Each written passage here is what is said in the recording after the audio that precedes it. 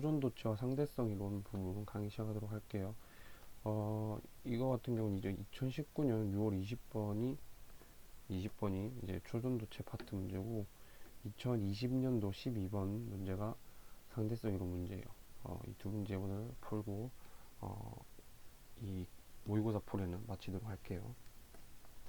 먼저 이제 초전도체 10번 문제인데 초전도체도 그렇고 상대성 이런 부분도 그렇고 상당히 좀 지역적인 부분이 많아서 이것도 외워야 될 게 어쩔 수 없이 외워야 될 게 있거든요. 문제를 풀기 위해서 초전도체에 대해 잠깐 설명을 하면 온도를 낮추다가 보면 어느 순간 저항이 0이 되는 순간이 왔다는 게 초전도체예요. 그러니까 저항이 0이 되는 성질을 갖는 거죠. 그러니까 근데 이 온도가 어떤 특정 온도에서 갑자기 점점 온도가 내려갈수록 저항이 줄어들다가 갑자기 뚝 떨어지거든요. 0으로.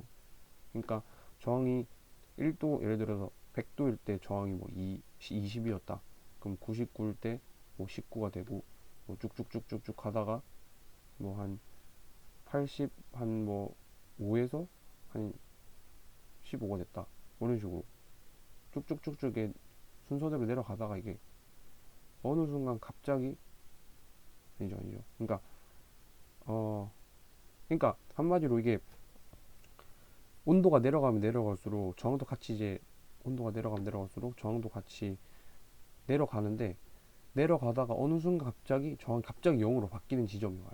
그냥 갑자기 무시하고 갑자기 잘 가다가 갑자기 툭 떨어지는 그 지점이 오는 건데 이때부터 이 뒤로는 무조건 저항값이 0이 돼버리는 성질을 가져요. 얘가. 그러니까 초전도체 첫 번째 성질이 그거예요. 이 온도에서 갑자기 어느 순간 저항이 0이 된다. 그걸 어려운 말로 이 부분의 온도를 임계 온도라고 하는데 여기 그래프에서 표시된 것처럼 T0 이 부분이 임계 온도라고 할 수 있거든요. 그러니까 초전도체는 임계 온도보다 낮은 온도에서 저항값이 0으로 바뀌는 성질을 갖는다는 게 초전도체의 가장 기본이 되는 성질이에요. 그래서 그거랑 초전도체 파트에서는 그걸 물어보는 문제랑 초전도체 기본 임기온도와 관련된 문제.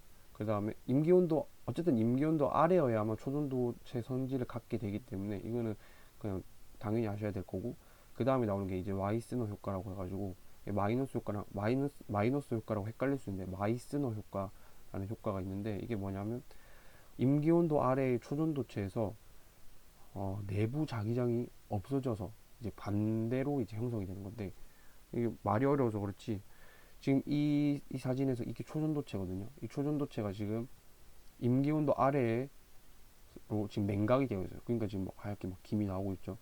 그러니까 이 임기온도 아래에 있는 이 초전도체가 지금 여기 밑에 자석의 위에 붕 뜨는 거예요. 그러니까 마이슨 효과는 그냥 보면 다 붕 뜨는 효과예요. 이게 뭐냐면 자석이 원래 이렇게 밀어내잖아요. 자기장에 이렇게 자기장 세기가 이렇게 오겠죠. 근데 보통 일반적인 철이나 자석이면 여기가 예를 들어서 N극이 여기가 S극이라 하면 여기 자연스럽게 S극이 유도가 돼서 SN이 이렇게 되거든요. 그래서 이렇게 딱 붙게 되는데 그게 아니라 이 마이슨 효과는 안에 자기장이 이렇게 반대로 형성이 돼요. 오히려. 그리고 그래서 이렇게 밀려나요. 이게 오히려. 그래서 얘가 떠 있을 수 있어요. 계속. 그러니까 이게 이런 식으로 밀려나게 돼요. 자기장이. 통과를 못하고 계속 밀려나요. 그래서 얘가 붕 뜨게 돼요. 여기.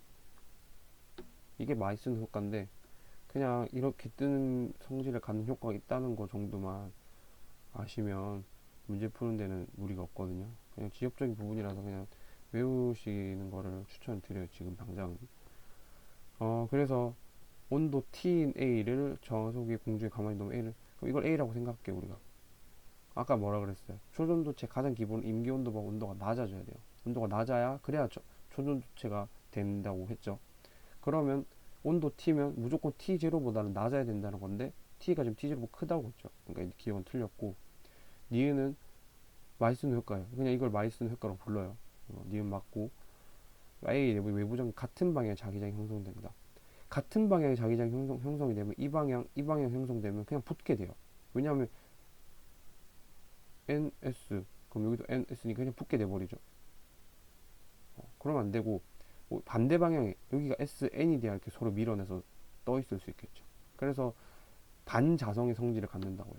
그래서 같은 방향이나 다른 방향이 돼서 디귿선이 틀려서 답은 2번이 되겠네요. 네, 다음은 이제 상대성 이론 부분인데 문제 한번 풀어볼게요. 12번입니다.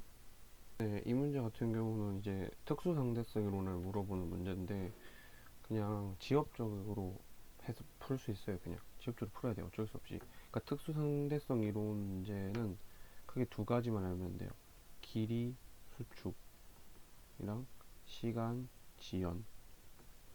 그러니까 길이는 줄어들고 시간은 늘어난다는 거예요. 그러니까 이게 어떨 때 이게 적용이 되냐면 관찰자가 봤을 때 이게 일어나는 거거든요. 관찰자가 봤을 때 A가 관찰자가 A를 봤을 때 이게 얘가 운동하는 A를 봤을 때 A가 빨리 움직이면 빨리 움직일수록 이게 더 빨리 이제 발생이 되거든요.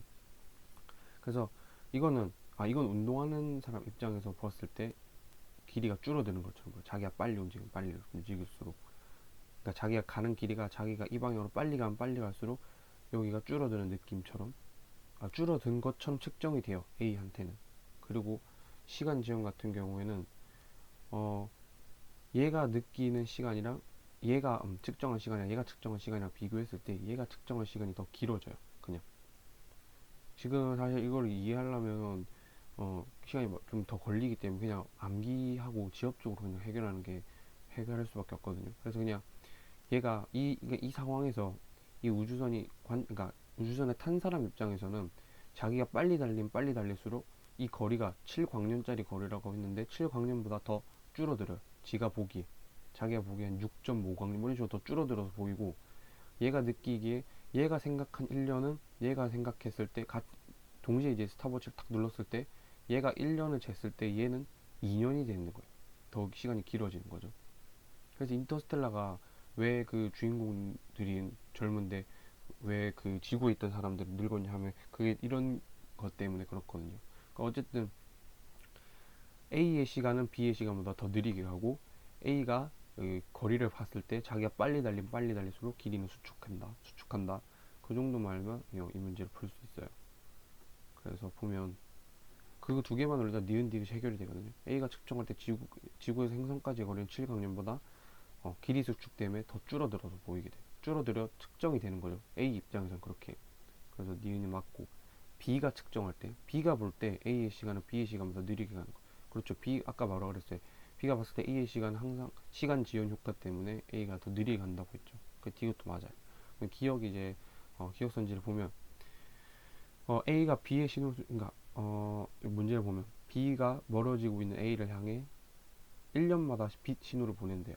그러니까 1년 지나면 B가 있으면 1년이 지났을 때 삑 보내겠죠. 그리고 또 A는 또 받을 거고, B가 또 1년 뒤에 또 삑 보내면 A는 또 받을 거고, 이 간격이 1년이라는 거죠. 근데 과연 A가 받는 간격도 1년인 거냐고 묻는 거예요, 지금.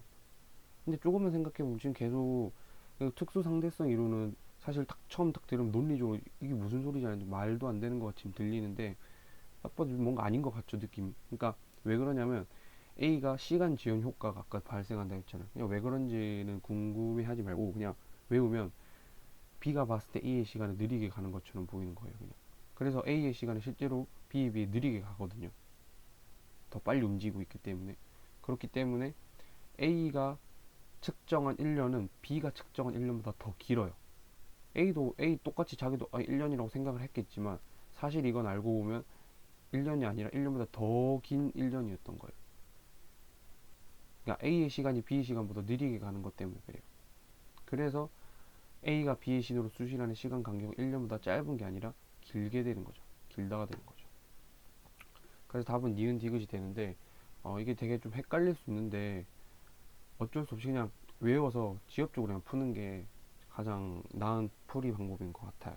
또 헷갈릴 수 있는 게, 그러면 얘도 입장에서 이게 1년이고 얘 입장에서도 이게 1년이면 이게 1년인지 도대체 이게 1년인지 모를 수 있잖아요. 그래서 항상 이 상황에서는 이런 특수 상대성 이런 적용된 문제 같은 경우는 절대적인 어떤 그 기준이 존재하거든요. 여기서는 아까 거리에서도 얘가 측정한 거리랑 지금 이 7광년짜리 거리랑 다르다고 했죠. A가 빨리 달리면 빨리 달릴수록 7광년이 줄어든다고 했죠. 근데 실제로 이 고유 거리는 7광년이 기준인 거예요. 얘는 바뀌지 않는 거리인데 얘가 빨리 달리니까 짧아지게 측정이 되는 건 거예요.